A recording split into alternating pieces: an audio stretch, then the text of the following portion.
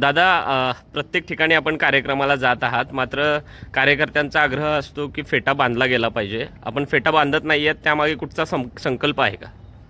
काल या ठिकाणी मोहोळ तालुक्यातील कार्यकर्त्यांनी त्यांच्या भावना व्यक्त केल्या. मी त्यांच्यासमोर बोलत असताना आदरणीय मराठा समाजातील सर्व कार्यकर्त्यांनी मला प्रश्न काही विचारले, त्यांचं उत्तर मी दिलं. परंतु मी या ठिकाणी त्यांच्यासमोर संकल्प घेतलेला आहे, जोपर्यंत मराठा आरक्षणाचा प्रश्न सुटत नाही, मार्गी लागत नाही, तोपर्यंत मी फेटा घालणार नाही. या ठिकाणी उद्या निवडून आल्यावर सुद्धा मी फेटा घालणार नाही, अशा पद्धतीचा मी संकल्प केला आहे. मराठा आरक्षणाचा प्रश्न संपल्यानंतरच मी त्या ठिकाणी फेटा घालणार. कर्नाटकमध्ये भाऊ नेहा हिरेमेट नावाची एक मुलगी आहे, तिची निर्गुण हत्या त्या ठिकाणी करण्यात आलेली आहे. कशा पद्धतीने बघता या प्रकरणाकडे?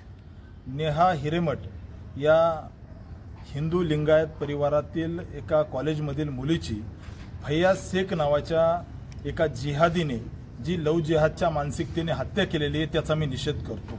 या ठिकाणी एका सामान्य मुलीला अशा पद्धतीने लव जिहादसाठी तिची खुलेआम हत्या करणं, चाकूने भोसकून हत्या करणं, हे या ठिकाणी हिंदू समाजामध्ये, हिंदू लिंगायत समाजामध्ये प्रचंड आक्रोश आहे.